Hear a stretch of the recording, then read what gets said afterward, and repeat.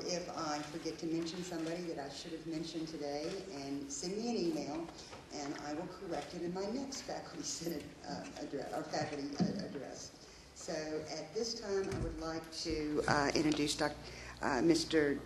Derek Gwynn, who is going to sing the Star Spangled Banner. Will you please rise?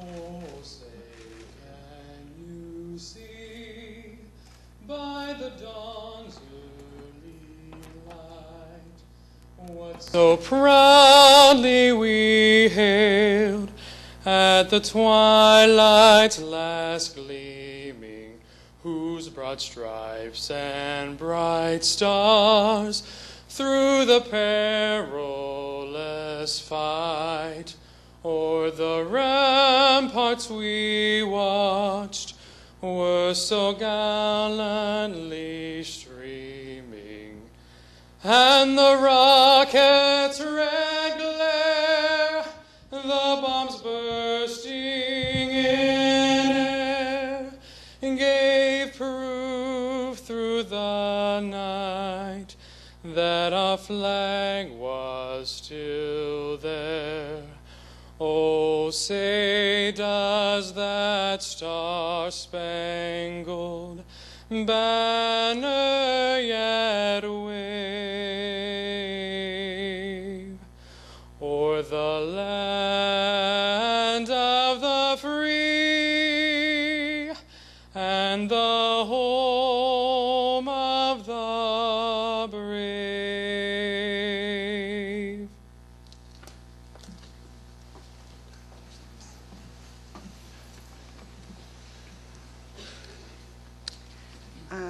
Next, we'll have the introduction of the new faculty and the new deans.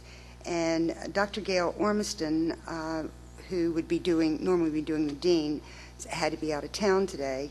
So in his behalf, we have the assistant provost, Dr. Frances Hensley.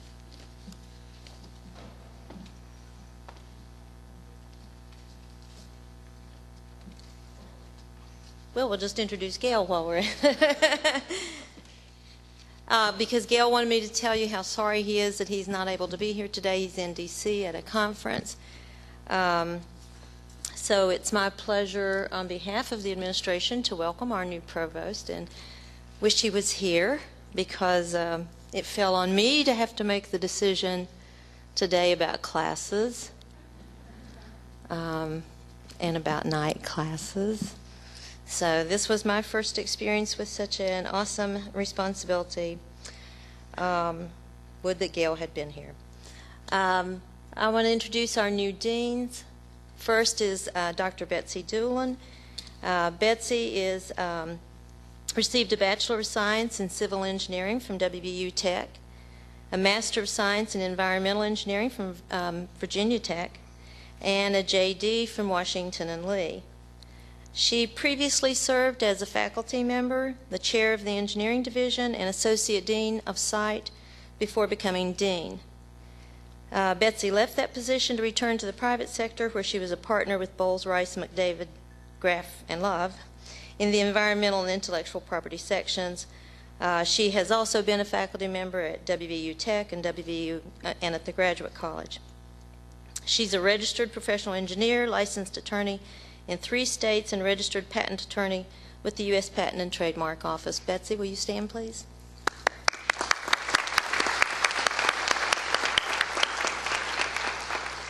Welcome back, Betsy. Our other new dean this year is David Pittenger. David, will you stand? David is the new dean of the College of Liberal Arts. He received a BA in 1979 from the College of Worcester in Worcester, Ohio, a major in psychology, MS from Texas A&M University, and a PhD, University of Georgia, again, major psychology. David came to us most recently from University of Tennessee, Chattanooga, where he was associate provost. David's recent publications include Behavioral Research Methods and Analysis from McGraw-Hill, The Limitations of of extracting typologies from trait measures of personality and personality and individual differences. Cautionary comments regarding the Myers-Briggs Type Indicator, Consulting Psychology Journal, Practice and Research. And we're very excited to have David join the Marshall family. So welcome, David.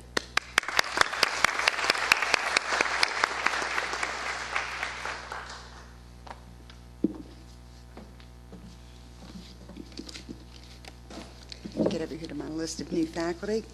As I call your names, would the new faculty please stand? In the College of Education and Human Services, we have Gina Evans. Gina. Jeffrey Garrett. Jeffrey, welcome to Marshall. David Reese.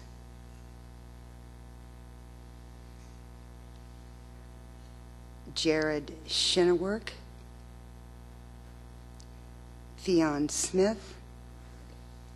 And Greg Tweetmeyer. Thank you very much.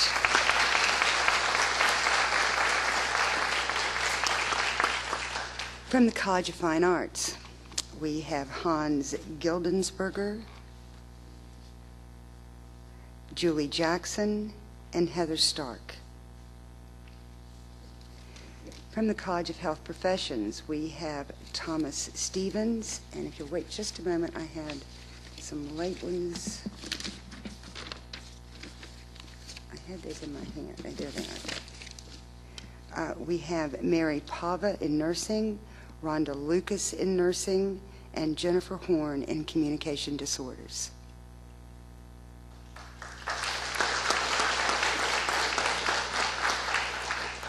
And I'm sorry, there was also Miss Donna Williamson from the College of Education, an assistant professor in the Division of Human Development and Allied Technology. I'm so sorry, that was on my other sheet of paper. From the College of Liberal Arts, we have Kelly Brose, Lindsay Calhoun, Angela Cruz, Gordon Cruz, Kathleen Cutler, Mark Davis, Laura Diener, Whitney Douglas, Magdalene Fry, April Fugit-Fuller, Marcus Hadler,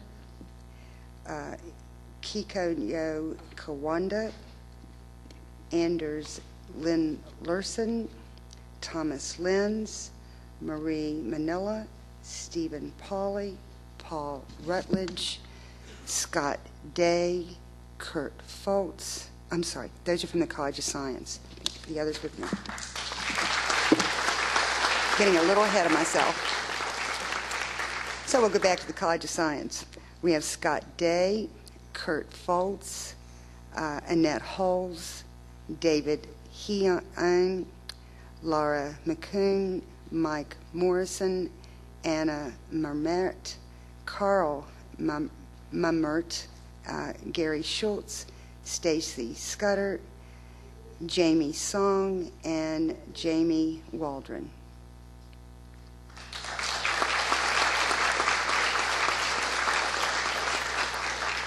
And from the Elizabeth McDowell Lewis College of Business, we have Alberto Kutos, Terry Poland, M. Scholliper, and Amanda Thomas.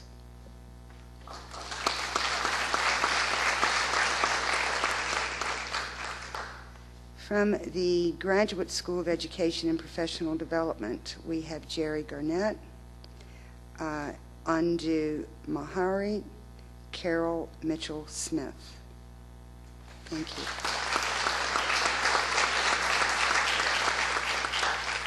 From University Libraries, we have Sophie Bongdeski.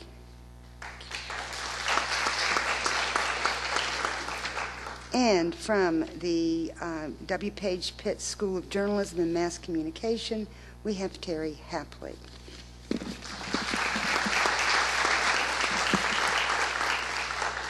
And also from the School of Mass Communication, we have Mike Andrick, who is not a new faculty member this fall, but was in January. Thank you. And now we're going to have the School of Medicine, and that is going to be, the faculty there will be introduced by Dr. Shaw. Thank you. So we had about 17 faculty joined this year for School of Medicine. I'm not sure how many of them are here, but I'm still going to go ahead and introduce them. So we have Fadi Alcancan, Yolanda Campbell, Flex Chong, Saba Faiz, Joe Mario Fontanella, Fareed Mozafari, Keith Pitzer, Vikram Taragu, Lawrence Weiner, Shannon Browning.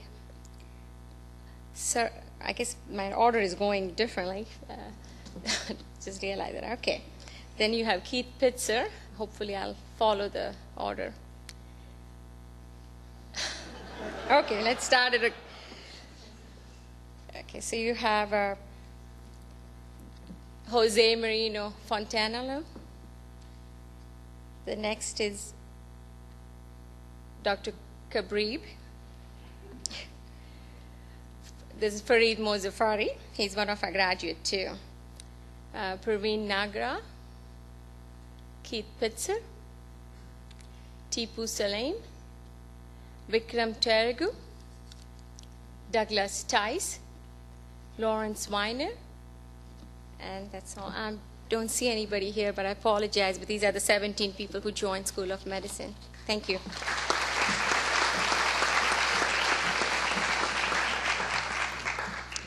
I'd like to have a round of applause, please, for all of our new faculty as a welcome.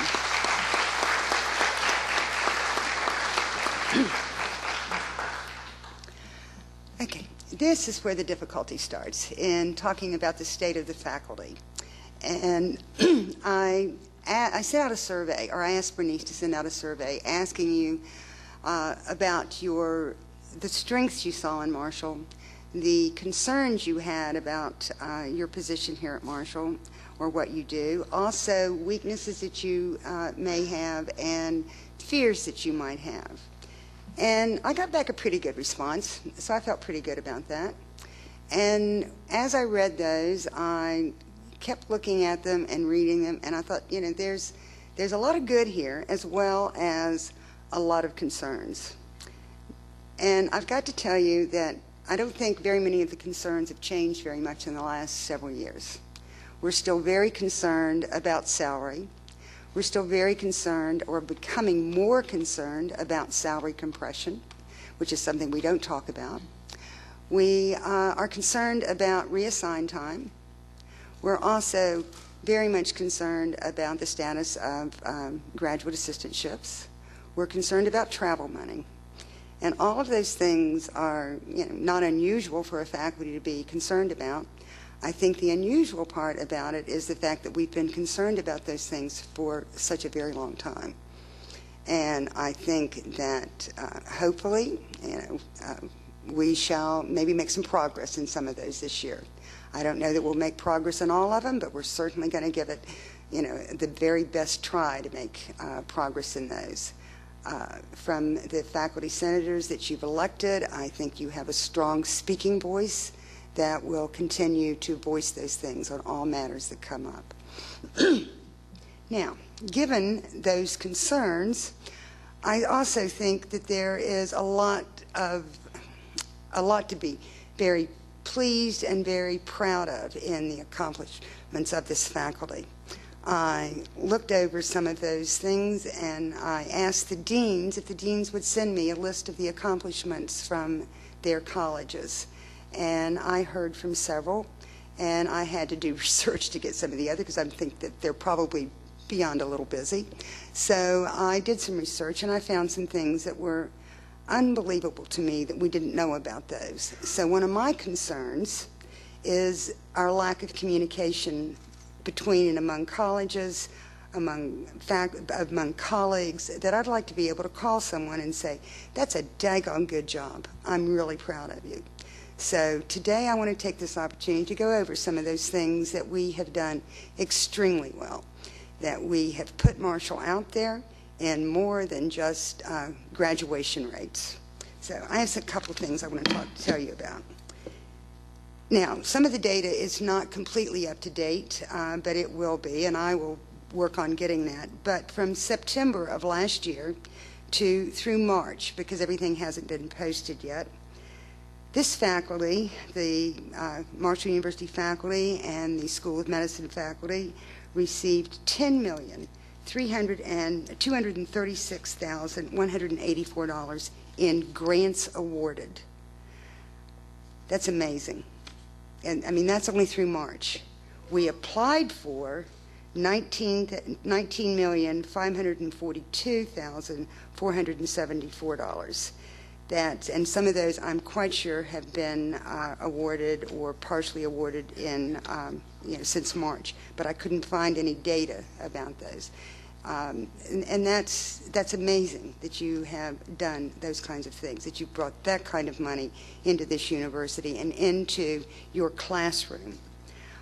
Also from two colleges, because I could get to those particular informations, from the College of Education and the College of Liberal Arts, in those two colleges alone, there were 76 publications having to do with books and articles and a number of different kinds of publications.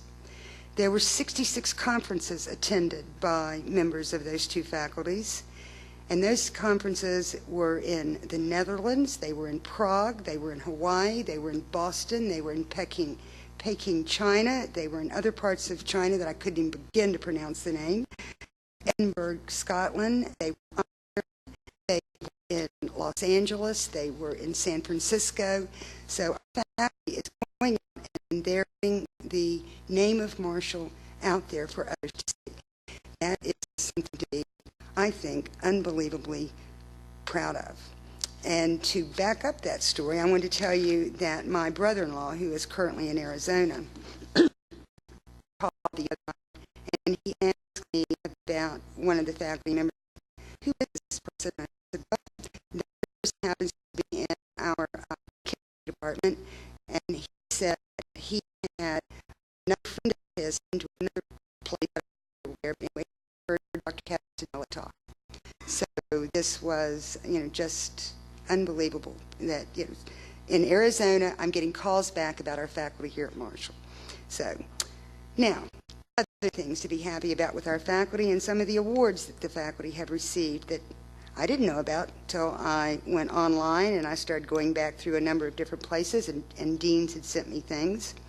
Dr. Castanelli, for instance, was the Volunteer of the Year from the Council of Undergraduate Research.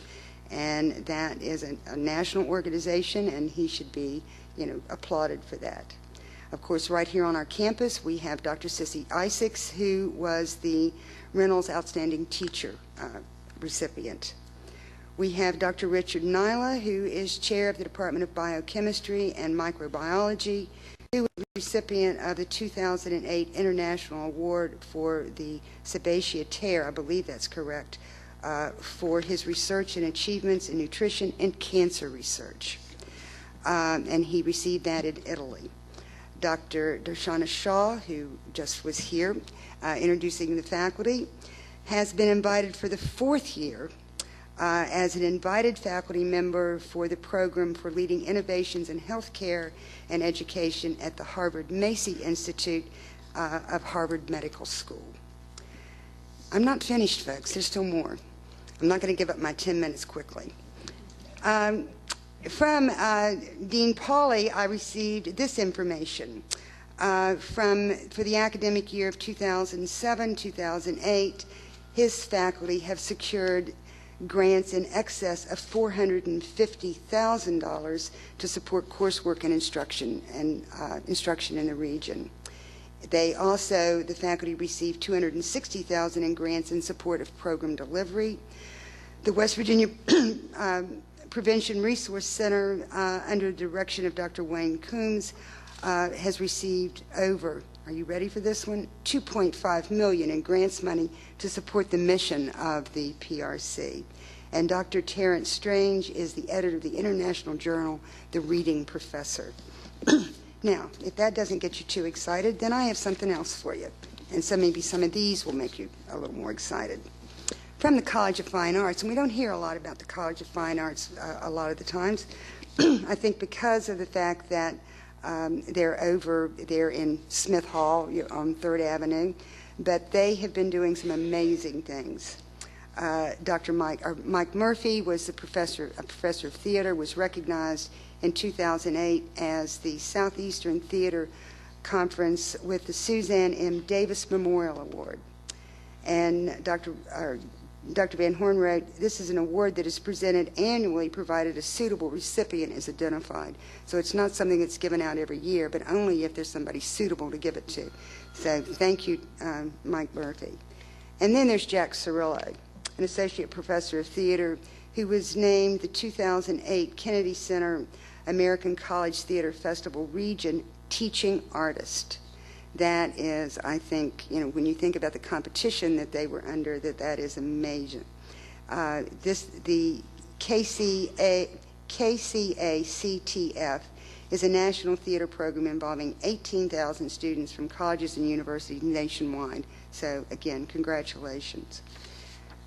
And the one that really got to me from the College of Fine Arts, maybe because I really associate with some of these people, was the one about Steve Hall, an associate professor of music who has played professional gigs with Moynihan Steamroller, Martin Short, the Platters, the Coasters, the Drifters, the Diamonds, the Marvelettes, and the Clovers. So I think those are some things that were pretty exciting. And I don't want to leave out Julio Alves, Linda Dobbs, and Sean Parsons, who were guest professors and performed at the University of Brasilia in the summer as part of the faculty exchange that brought 3 faculty from Brazil to our campus in the fall semester of 2007. David Castleberry is serving as president of the Southern Division of the American Choral Directors. So these are things that we don't share very often, and I think we should. We get something good, we ought to share it with everybody on the faculty. It makes you feel good. And finally, I wanted to tell you, this is a survey, or the results of the survey that was done, I believe, last year, Francis? And so to make all of you feel good for the afternoon with all the things that we could talk about, all the negatives, but this is something that I think you will be you can pat yourself on the back because you're a part of this. Under student satisfaction, 83% of the seniors would attend this institution if they started all over again. Yeah, it's saying a lot, isn't it? That's even with the fact, that we've got classrooms that need upgrading. We've got, we need high-tech classrooms. Thank you. You don't have to convince me. Okay. I just want to make sure we're on the same page in that, all right? It's a little frustrating when you go in and the light bulbs don't come on, given the fact we don't have any electricity today. 82% of the seniors rated their entire educational experience as good or excellent. That's here at Marshall. Now, student interaction with the campus faculty. Now, this is the part that I think you really, truly ought to be unbelievably proud about. 51% of the seniors believed that the campus staff were helpful, considerable, and flexible. 77% of the seniors believed that the faculty are available, helpful, and sympathetic. 97% of the seniors reported that faculty members provided prompt feedback on their academic performance. And finally, 74% of the seniors discussed readings or ideas with faculty members outside of class. So, I am proud to represent you. It makes me feel good, and I certainly hope that some of the things that I relayed to you this afternoon make you feel good as faculty members. And that's not to say that we don't have things that we need to work on, but every once in a while you need to know what you've done well. So, congratulations, faculty. And now let me introduce to you Dr. Cobb. Maya? Thank you, Cam, and thank you all for joining us this afternoon. On behalf of AEP, I apologize for the power outage today and the one on Friday.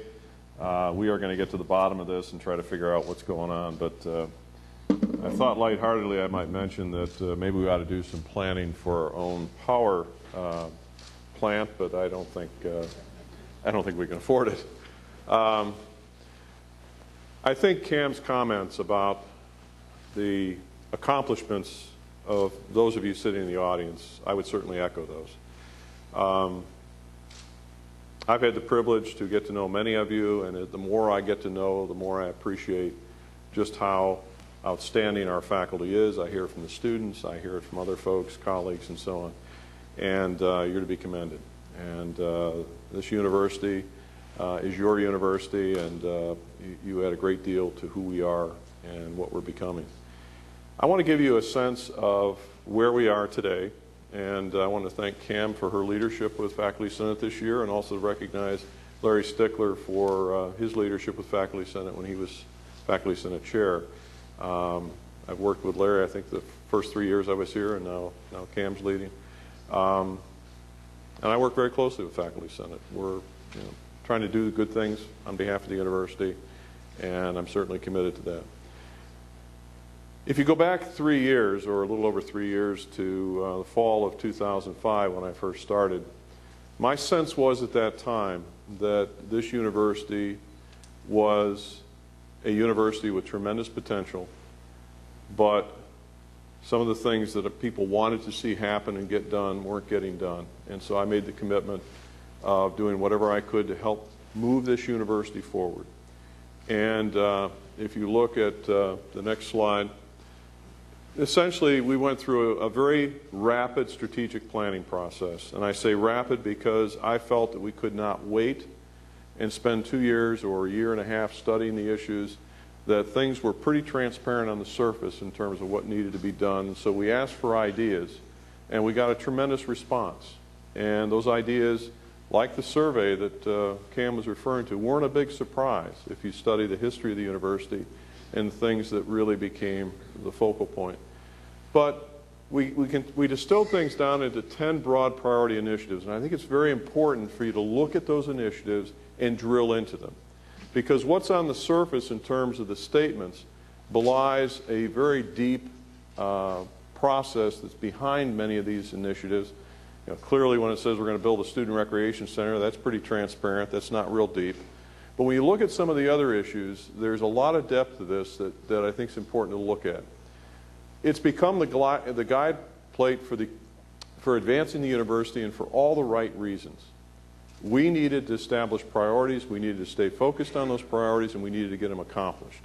Starting things and not finishing seemed to be a pattern in the past. The objective is real simple. This is a university with tremendous potential, tremendous people.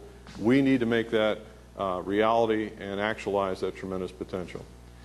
The idea of a high-value, distinctive destination university is trying to position this university to be competitive throughout at least the better half of the 21st century.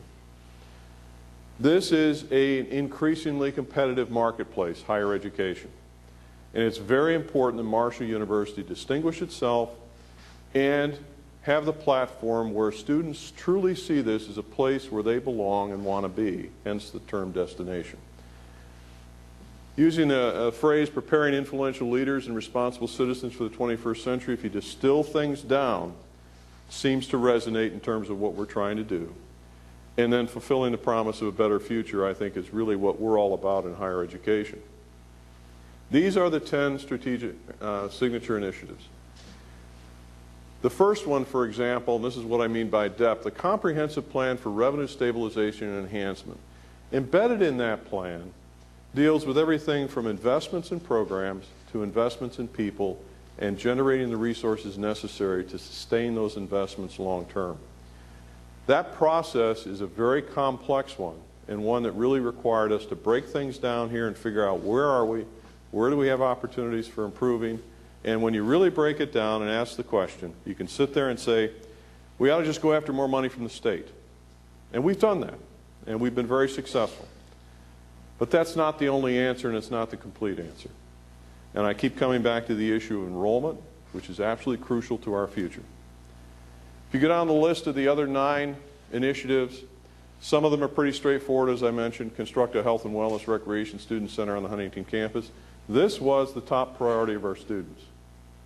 Been promised to them for over 10 years when I first got here. And you might ask yourself, why? Well, there was a time in my career I would have looked at that and said, that's not that important. But as I've looked at it through the lens of students, it is very important. It has a social component, has a wellness or physical activity component. It's a place that anchors the students here in addition to their residence halls and their classrooms. It's a place where students can engage themselves outside the classroom and do things that are physically healthy for them. And there's a social networking component to it as well, intramural sports. Everything that flows out of that is positive in terms of our retention efforts, our campus life experience here on campus, and so I think it's an extremely important addition to the campus. I urge you to study those initiatives because I think as you get into them, you'll begin to see why they're so important to what we're trying to do. This is the one dealing with a comprehensive plan.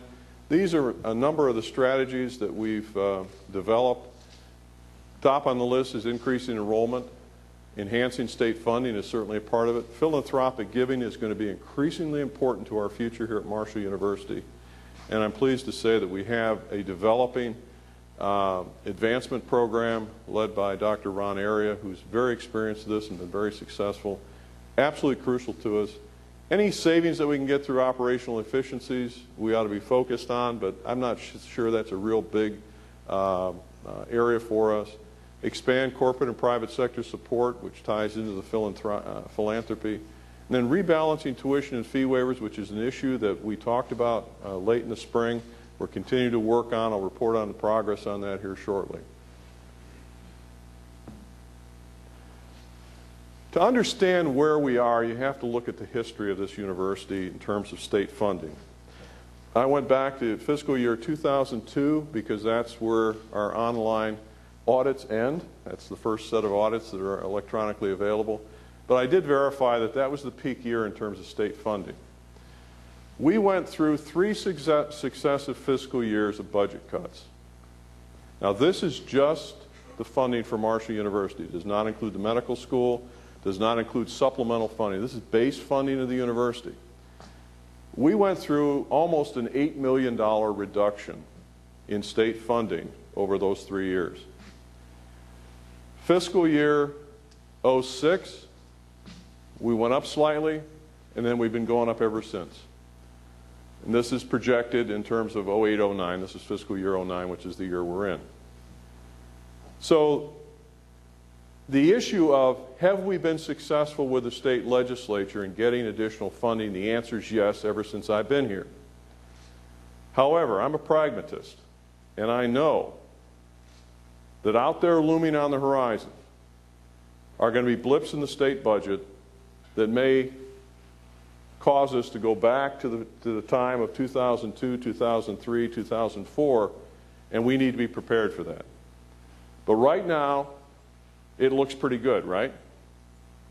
Take a look at the next slide. This is a comparison. The yellow bars are the adjusted state appropriations corrected for CPI inflation. The blue bars are the ones you just looked at, and then the orange bars are the funding that would be required to have the same purchasing power as the base year of fiscal year 02. In other words, you need in fiscal year 03 $47.7 million to have the same purchasing power as roughly $46 million in 02, and so on and so on.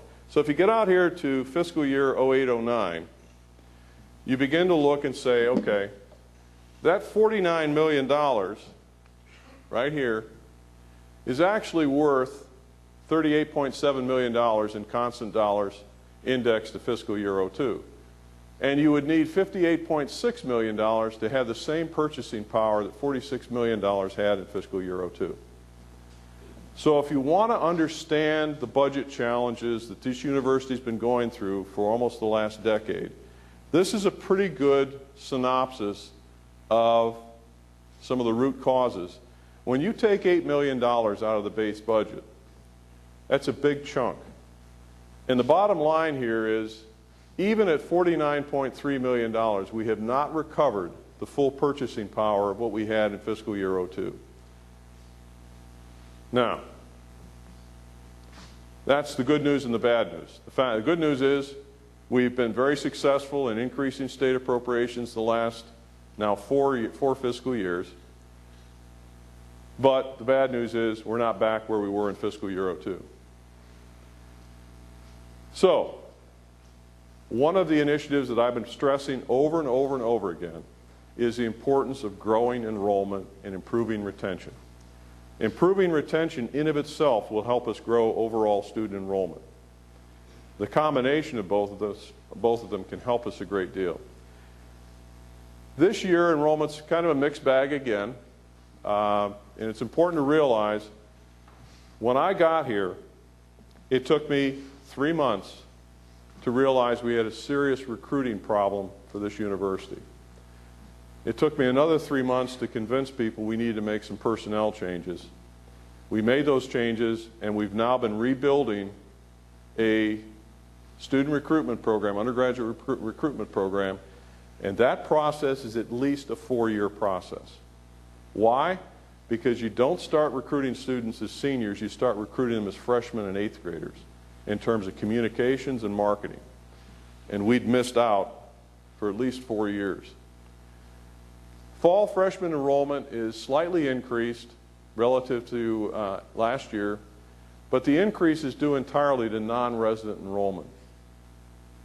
The transfer enrollment's up slightly. There's a slight decline in overall enrollment, which is smaller than in previous years.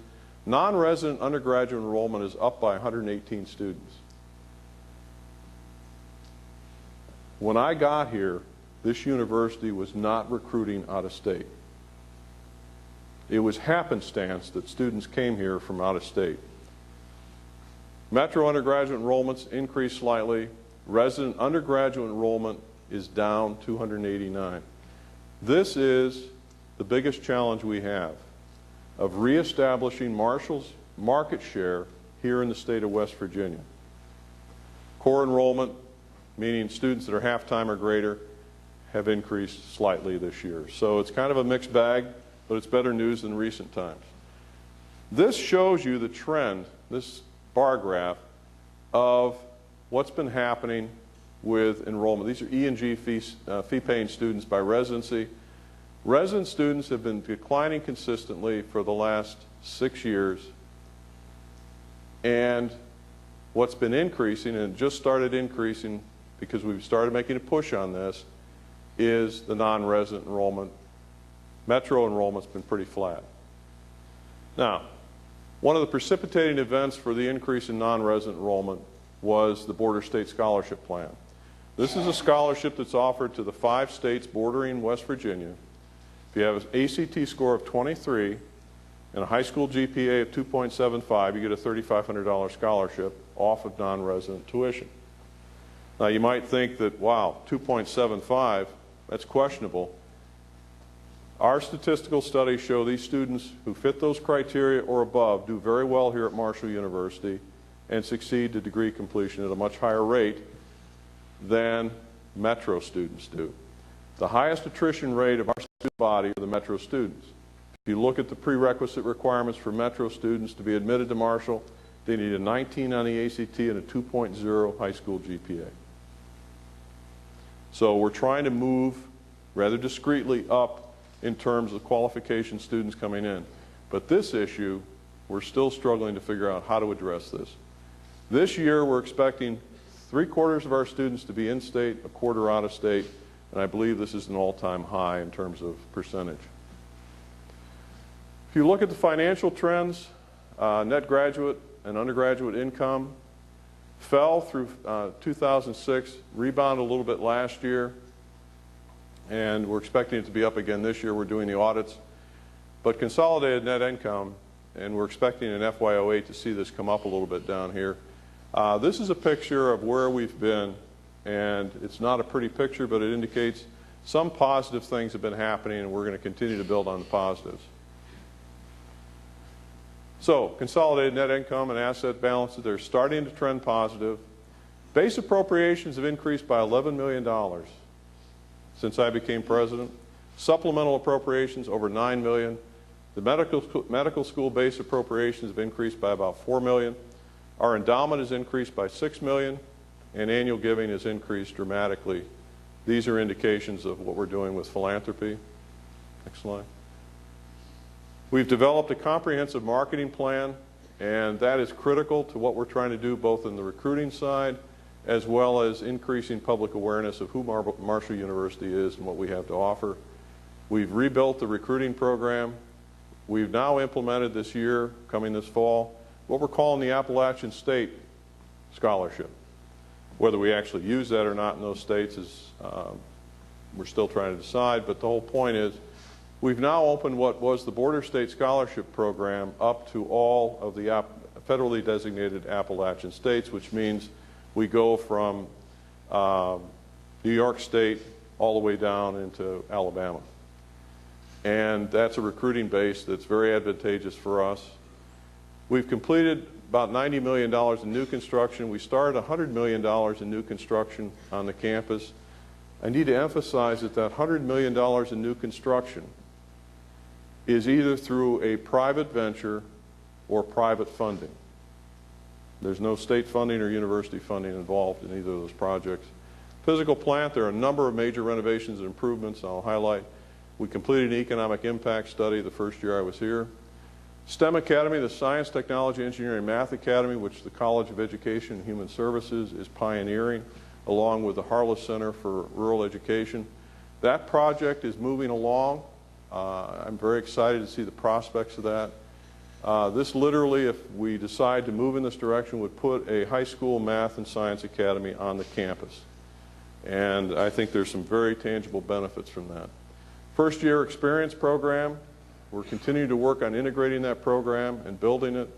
Student Success Plan Core Foundation Study is underway, being led by faculty. I can't stress how important the Core Foundation's work is to setting this university apart and distinguishing us. The concept that's being developed by the Core Foundations group is one of the most forward-looking conceptualizations of what general education needs to be in the 21st century. Folks, it's not about courses and collecting credit hours. It's about improving your thinking in the multiple domains that represent the foundations of the educated person. That is the essence of it, and it should not end up being a turf war. We need to pull together as a faculty and administration and literally look at the opportunities here, because this can truly make a difference at this university. This aspect is what draws students to small private liberal arts colleges. There is absolutely no reason why we can't develop something very similar that works at Marshall and become highly competitive in the public higher education sector for students. The NESE participation, Cam just reported on some of the results. That's a very important group to be associated with. Summer camps and programs. When I first got here, there were hardly any. And you think to yourself, well, we don't need them. We don't need those camps here on campus. What good are they? I can't tell you how important these programs are to bringing students and their parents, prospective students and their parents, on this campus during the summer. All you have to do is look at the Engineering Academy, Summer Academy, and listen to what that academy does for high school kids and their thoughts about where they're going to go to college. Bill, I'm sure you could report on the benefits that that program has to our recruiting efforts in engineering. This is a tremendous opportunity and something that we missed out on for years, and we've been able to rebuild these programs, and they're growing tremendously, and they're going to have, a couple years down the road, the kind of benefits I think we ought to have. Longitudinal assessment of looking at what we're doing and evaluating it and making sure that what we're trying to accomplish, we are accomplishing. Centers and Institutes of Excellence, clearly we already have some. Simply look at the HELP program and so on. But we're building some additional ones. The Shuey Learning Research Center is tied into the College of Education and Human Services, and also the Harless Center. Marshall Institute for Interdisciplinary Research is off the ground. We've just hired the first scientist for that program, and we're going to continue working in the direction of building that program. Many of you are aware of some of the economic development progress that's been happening. At least 5 new IP ventures have been licensed and new business startups have happened. The West Virginia Research Trust Fund bill, which was passed this last legislative session, way back when, I talked to you about an idea about how we could fund research development here without draining resources out of the undergraduate programs. And we conceptualized this, we talked about it, we championed it, and I can tell you, I can't remember a single person who told me that it would get through the legislature. That there's just no way they're going to fund it. It's a great idea, but gosh, we don't do things like that here in West Virginia. Well, we do. And good ideas sometimes do get the attention of our legislators and their support, and it's absolutely critical. This initiative, which now we have the challenge of going out and raising $15 million, which we're working very hard on, to match the state monies, will provide the platform for self-sustaining and self-generating perpetual research growth and development here. And I'm very excited that project's off the ground. Internet 2 is something Jan Fox is working on, getting us Internet 2 connectivity. We have a large infrastructure grant that's helping us with that. Forensic Science Annex, which I'll show you in a little bit, is under construction. And I'm very excited to see that project off the ground. Competitive grants have increased by $6 million since July 1st, 2005. That's net. If you look at some of the external grant funding, there's a $5 million Esri grant, $10 million startup for the Institute, multi-million-dollar programs and grant awards. I want to highlight the Atlantis grant program here. Joe Wyatt, I think, has done an excellent job with folks in his department in psychology, getting this program off the ground and shepherding it to successful conclusion with regard to signed agreements with respect to having a joint degree program between Marshall University, the University of Debrecen, and the Warsaw School of Social Psychology. It is a pioneering grant, is a pioneering project between Marshall and 2 European institutions of higher learning. And I applaud his efforts and all the efforts of all the faculty who are making this work. We have students here today from both Hungary and Poland. We had a group of students last year, and our students are going over to those universities to study those that are psychology majors. Over $32 million in federally directed funding has occurred since then as well. This is a graph showing the competitive grant funding, and Cam referred to this earlier. This is just through FY08. Cam's numbers are a little more recent in terms of what's happening this year. But here's fiscal year 06, 2005-06. There's your $6 million roughly in terms of the increases. This is a testament to the hard work of our faculty who are committed to bringing in external support. This is the template, if you will, for the creation of the Institute. Dr. Eric Kamech is the first scientist hired. He is bringing his entire laboratory of 8 graduate students, postdocs, and research associates with him. He is also bringing one of his businesses that he started to Huntington. And we're very happy to have him on board. He'll start officially in January, but the transition of getting everything organized and moved is already underway. We've done a number of facility improvements, and they're all listed here, and I'll show you pictures next. We've all seen the biotech building, which is a magnificent facility. And kudos to the planners. This is an outstanding resource on this campus. This is MOVC, and the addition in there, if you have not seen the additional classroom space and facilities there that were completed recently, I urge you to take a look at them. They're really quite spectacular.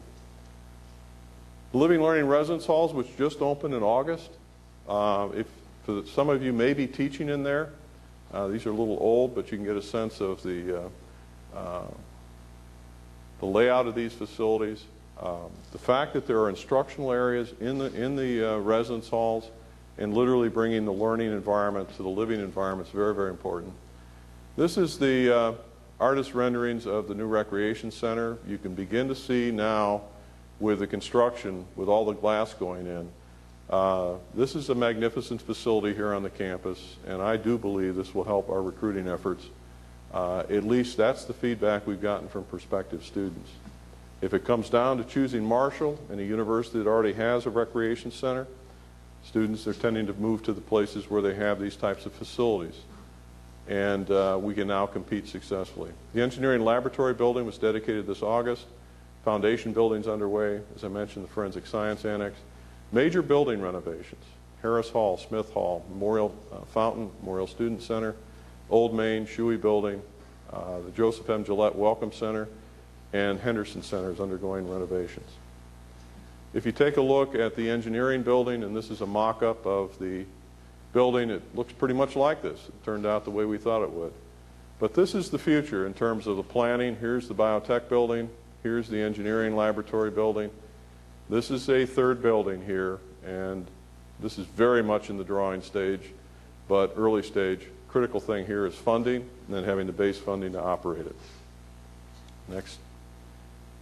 Forensic Science Annex, which is going right next to the Forensic Science Building, is a 3-story facility that's both a research facility and teaching facility, and there's a business incubator floor on that building as well. Here's the mock-up of the Alumni Foundation Center. This is being done entirely by the foundation. This is the Memorial Fountain. This is the old fountain. This is the new fountain. And I think the facelift that we did with this, again, this was all privately funded. The issue that precipitated this was we got an engineering report that said that there was major concerns on the part of the engineers that the base support for the fountain was becoming seriously eroded, and they were concerned that we had roughly 18 months and they were concerned about it tipping. And so we went ahead and introduced those types of repairs, and I think the product speaks for itself. This is the Joseph M. Gillette Welcome Center. If you have not been in the center, it's right across from Corbly. I encourage you to take a look in there. It's a magnificent facility for welcoming prospective students and their families, and is helping us with our recruiting program. The John Marshall legacy, which I think is a very important one that we've begun to celebrate and recognize, is underscored by the John Marshall Fife and Drum Corps. Wendell Dobbs was the progenitor of this idea and has done a magnificent job putting this corps together, this group of young people, and they've been all over showcasing the connections to Marshall University, and I'm very pleased to see the progress of that. These are other developments, and they're chronological in order, but there's no personal ownership as to why I picked these things. These are just, I think, major accomplishments, some additional people that have been added on as people have left and we've brought new people in. But what I try to do here was highlight all the things and kind of spot them through of all the remarkable things that have been happening here at Marshall University since July of '05. And the Common Book Program, which I think has been a tremendous success with our freshmen. Janet Walls kicked this off for us. The renewal of the freshman convocation, which I think is a great way to start the academic year. Success of our orthopedic surgery residency program being accredited. I wanted to highlight Megan Neal. She was the Star Award winner for the best undergraduate research paper in the state of West Virginia. First home game sellout. The Bridge Campaign. Professor Montserrat Miller, 2007 West Virginia Professor of the Year, well earned on her part. The Habitat House. And then most recently, our accounting program earned AACSB accreditation. On the athletic side, I think it's important to highlight the fact that when I first got here, in talking with the athletic coaches, I stressed to them the importance that our students needed to be stars off the field in the classroom as much as on the field, and that academic success was absolutely crucial to success in the playing surface, and that the character of our student athletes mattered greatly to me, and if it didn't matter greatly to them, then we were going to have a problem. We have turned things around. We are building, I think, very successful programs. Are we where we need to be in all respects? No, but we've made tremendous progress, and I think it's indicative of the progress we're making across the campus and across the university. We've been above the cut line on the academic progress report, the APR, which is the standard the NCAA is using these days. But there's some remarkable accomplishments by team. The women's golf team had a cumulative GPA last spring of 3.81 as a team. That was the highest of any of our programs. 50% of the teams earned team GPAs of 3.0 or higher. These are the breakdown in terms of GPA distribution. All teams are well above the minimum APR score. And I go back to the interview that I had for the presidency, and one of our board members asked me what I was going to do about the drunken football players that were out late at night, 2 a.m. in the morning, hitting each other over the head with beer bottles. And I thought he was kidding. And I found out later that wasn't necessarily the case. But what's happening, and you saw evidence of this on Saturday, the football program, which is, I think, one of the signature programs here at the university in terms of athletics, is doing exactly what Coach Snyder and I have been talking about for 3+ years. And that is you build programs from the ground up, you build them with character, you build them with the right people, and it requires leadership. And that's happening. We're not necessarily right where we want to be because they're fairly young, but they're making progress. We're seeing the same thing happening in basketball, and we're seeing the same thing happening in baseball. So if you want to know where we are, we've made progress. We still have more that we need to accomplish. I asked that a fee waiver study be done, and this is the report I've received. These are preliminary findings. But I think it's important to focus on the fact this is not a final report as yet, but there are some things that I wanted to highlight. The program has a significant investment of foregone revenue. Now, that's making the assumption, of course, that you could actually collect that revenue. But I think perhaps so far the most important finding is there's about $2 million in waiver reductions that have been identified that would not result from any reduction in GA positions. That's the kind of information I was trying to glean from this study, is where are there opportunities in this study to help us begin to look and see if there's some additional revenue that we could generate. We may find some additional savings in positions in selective admissions programs where tuition waivers are not necessary to attract students. And we're looking at that right now as well. We should have this report to the committee, the Faculty Senate Committee that has been appointed to work with us on this. I apologize that this report isn't as far along as I'd like it to be at this point, but it is a fairly complex undertaking. If you consider the progress that's been made, and we've made it in a lot of areas, and it's basically been a tireless commitment on the part of a number of people, some of them in this room. This is an opportunity for all of us to pull together and realize that things are not ideal. They're not where they need to be. But we are getting better and we are making progress. And I tend to focus on the positives. I don't sit around and complain. I could complain about a lot of things. But the reality of it is, unless we're committed together to working together to get done what needs to be done, if we just sit around and complain, nothing gets done. And so, for those of you in the room here today, and those who aren't in the room today, we need to get together and compare ideas and begin to talk about how we get the most critical things done that need to get done. We've made progress on many of them. We still have a lot more to do. But, you know, it's a matter of working together. Some of the remaining strategic initiatives, you know, enrollment growth and student retention, I put at the top of the list because everything flows from there. The improving of compensation is going to be tied to that. It already is. We've got to make this happen.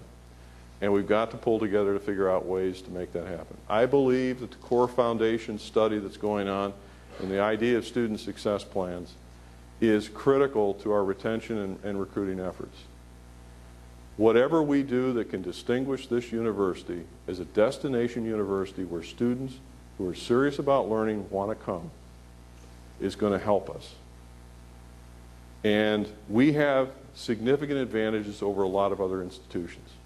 Class size compared to other institutions our size are remarkably small. You leverage that to do the things that we really know we want to do. But we need to come together on this issue. It's not an issue of fighting for turf, and it's not an issue that, oh, if something changes, I'm going to lose. We need to look at this as what we're doing is going to help all of us get stronger and become more successful. And so that study that's going on right now, which I am absolutely committed to doing whatever it takes to get that done, is so critical. Faculty recruitment and retention. We talked about the salary compression issue. We need to have a conversation about how we can work together to advance more successfully recruiting efforts for new faculty. We are spending a great deal of money every year on faculty recruitment. And I don't believe we're as successful as we need to be in terms of faculty recruiting efforts and our retention efforts. And this is an area where we need to have a conversation about what we can do and do differently than what we're doing today. Major gift fundraising remains a top priority. As I said earlier, what we're doing is the product of the efforts of many dedicated people here at Marshall University. I am absolutely committed to this university. I am committed to you in helping to advance this university. I need your ideas. I need you at the table. I need you to be solution finders for what we need to do to get done here. It's not going to get done overnight. If I ask you to be patient, you've been patient. I'm an impatient person. I've described myself as urgently impatient. But at the same time, the things that we have working for us today we need to build on. If things aren't moving as successfully as we'd like, we need to find out are there ways to improve it and then keep moving ahead. We need to look at international programming opportunities. We need to look beyond the state. And I've basically said to people, Marshall ought to be recruiting from every state east of the Mississippi, and especially from Indiana east. Why? Because this university is a university that provides tremendous value. And if we can get that message out there to a much wider audience, we can be successful in recruiting and out-recruiting almost any university we set our minds to recruit against.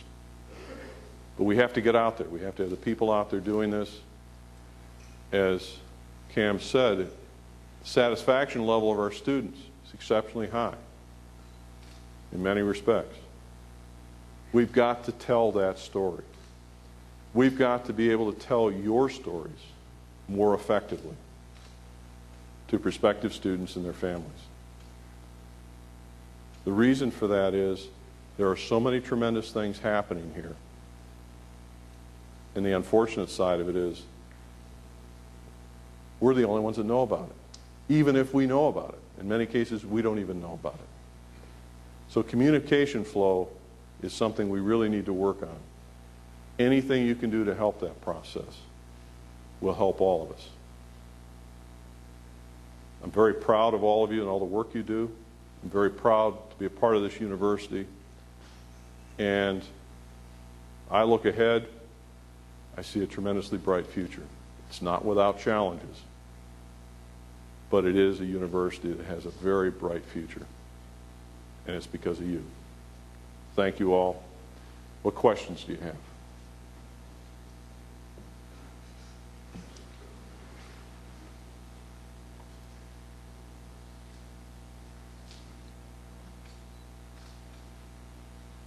No questions.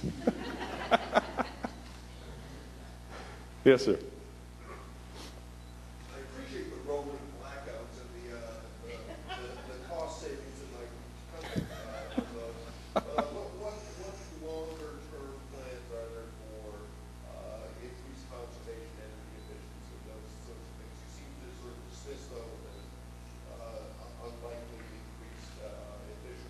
Well, let me frame that for you. And part of this goes back to the analysis, and this is not a thorough analysis, it's just an eyeball look at things.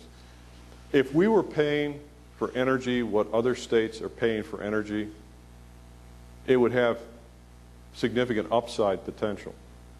But West Virginia is, if not the lowest, it's one of the very lowest cost per kilowatt hour energy states in the nation.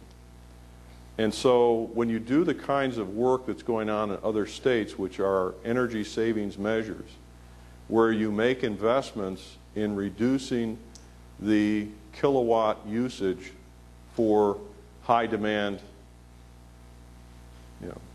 equipment, let's say, or lighting, and things like that, you can project the cost return based on how much you're going to save per year by putting in and literally taking all of your light fixtures and putting in high energy efficient light fixtures.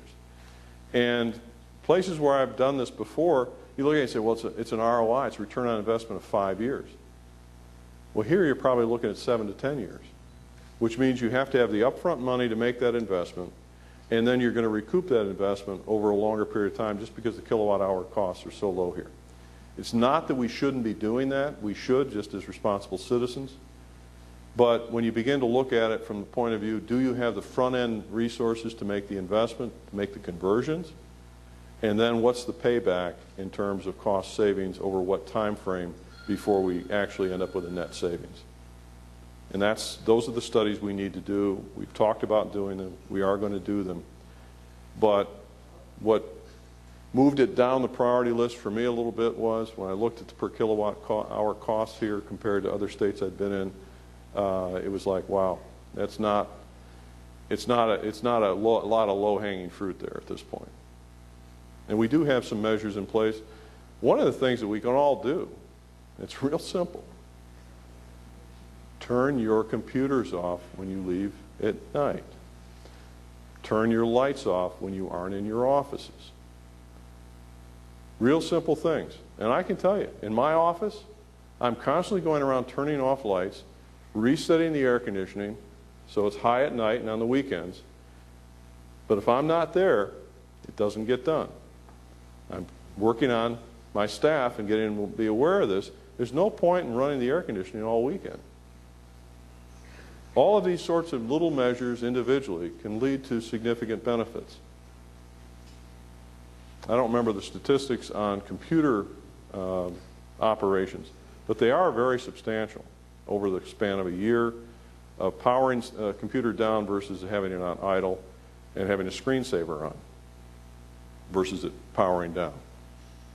So there are some things that we can do, and we need to be more proactive on them, I would agree. Other questions? Yes, sir. There was some discussion in the spring about the Green Marshall Initiative, and it seems to have disappeared. I think there's a real potential for raising our profile with students other than, aside from making the right use. The Greening Initiative? The idea that trying to make us a sustainable, really push towards sustainability, recycling. I'm in favor of it.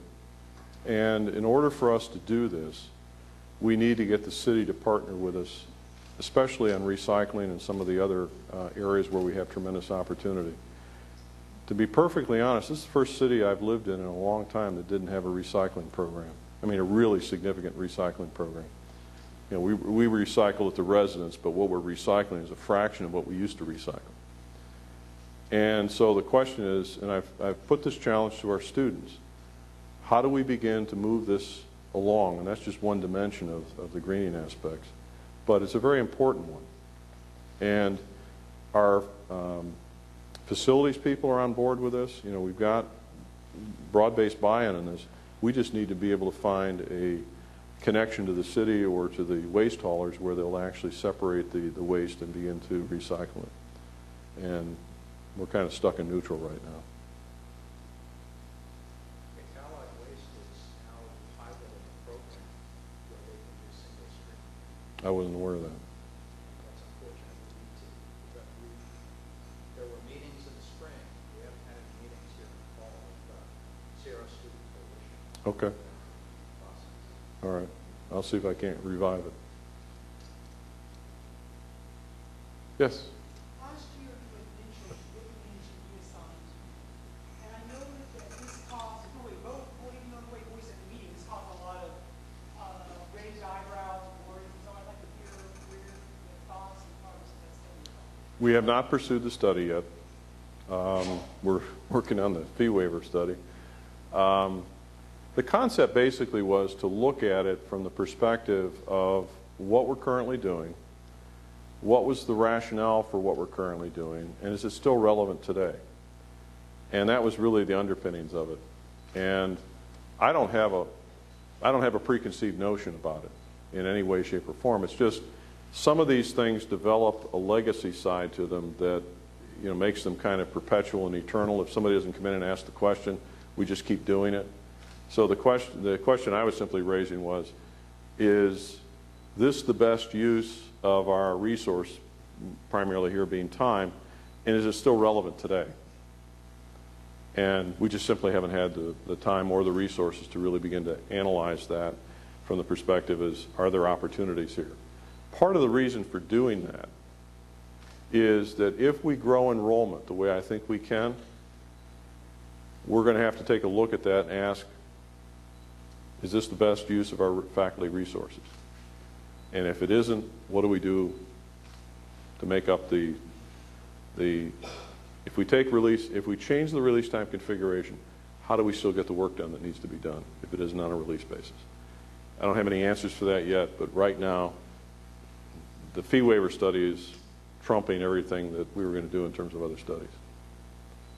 But anything we do, and I have to tell you this, anything we do along those lines, we'll be working with the Faculty Senate, be working with the faculty.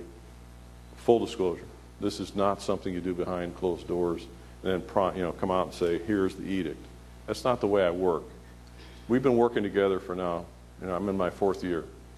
That's not the way I work. The best way to judge somebody is not by what they say, but what they do. And I believe in full disclosure. We are trying to work on greater transparency for all the budget processes. Anita Lockridge started that this past year. We're going to continue it. We're going to move it back time-wise to get more participation in this, because that's how I've always done it. There shouldn't be any secrets on this. It's a public budget, for crying out loud. And I believe that transparency is very, very important in reaffirming the trust that's needed for us to work together on very important issues. And so if I tell you we're going to do a study, we'll do it. We'll try to inform, get participation, get involvement, and we're not going to do anything until we decide it's the right thing to do for the university for all the right reasons.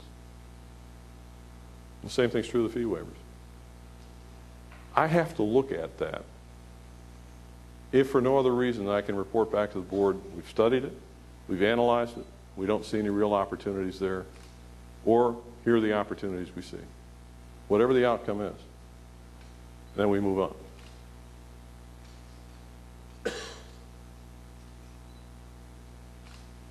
And I'm not sure why anybody would be concerned about the release time issue. I don't know what the underpinnings of that are.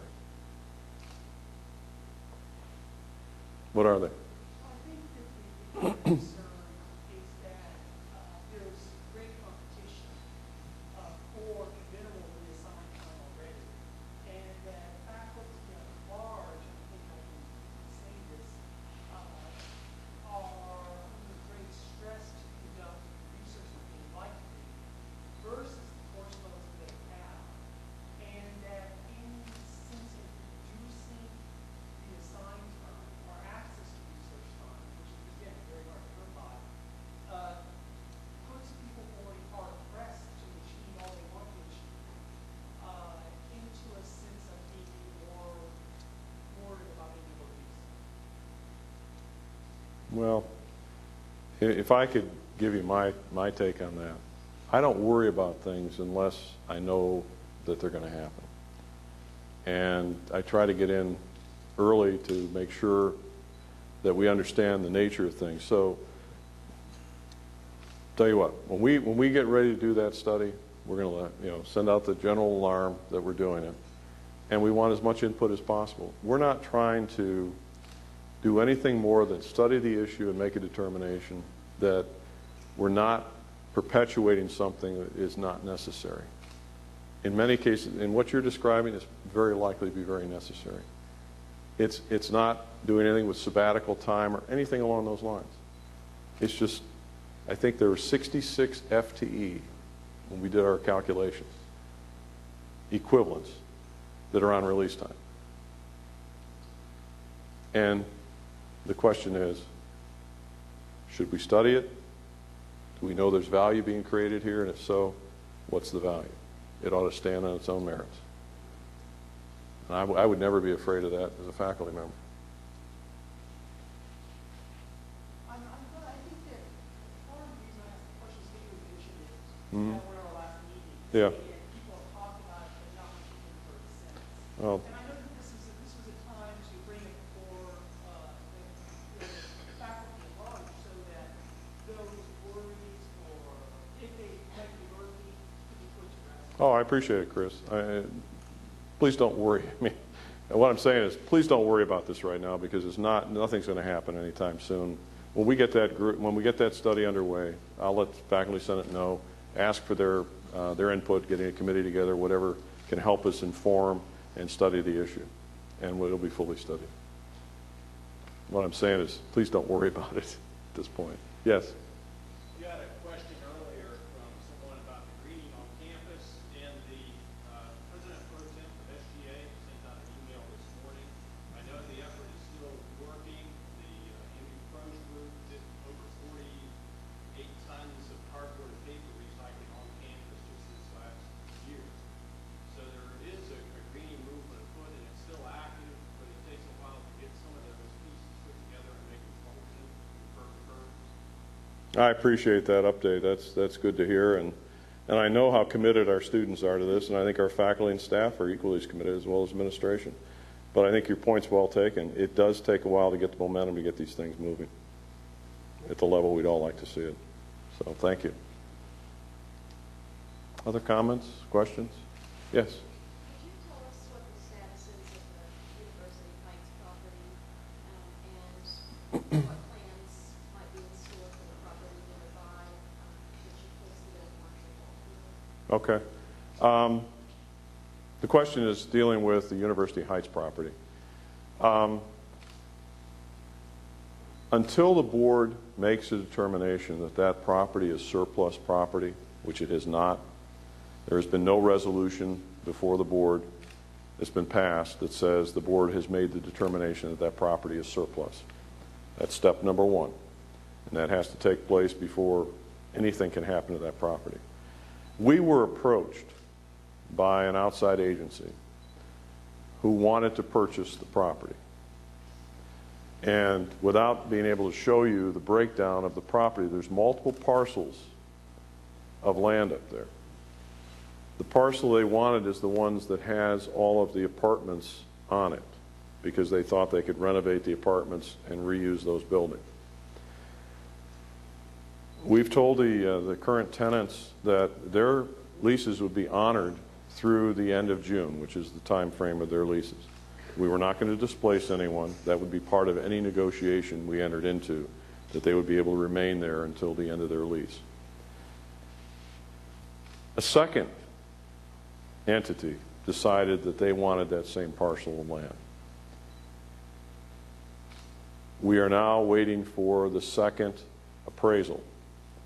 By state code, we have to have 2 appraisals, and we have to receive an amount equal to or higher than the average of those 2 appraisals. That's by state code. The board really has very little discretion in selecting a purchaser unless the proposals are identical.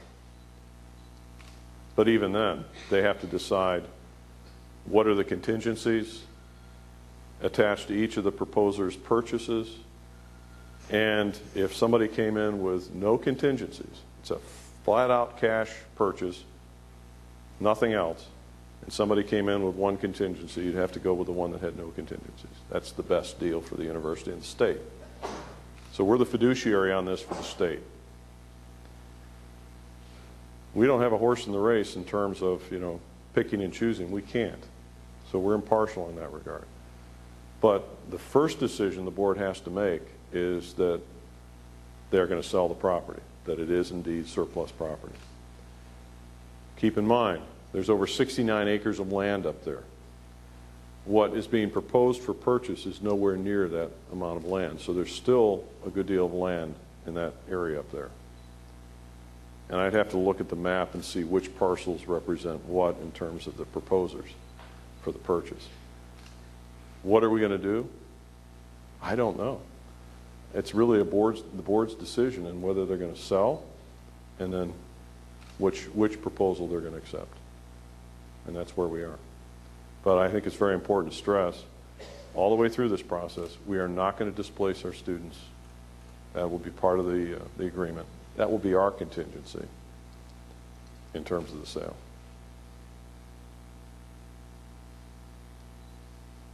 Other questions?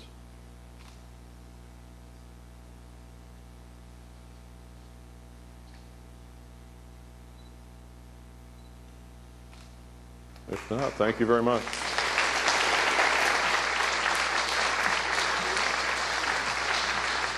By the way, Jan Fox produced a pamphlet. It's actually quite remarkable. All the slides. So I think they're available outside here. If you want to pick one up and take it home with you, take a look at it. If you have any questions, something doesn't make any sense, or you want more information, please just email me. Again, thank you all for joining us today. Appreciate it. Before we leave and get some of the wonderful food in the lobby, I would like to have a round of applause for Larry Stickler. Larry, would you stand, please?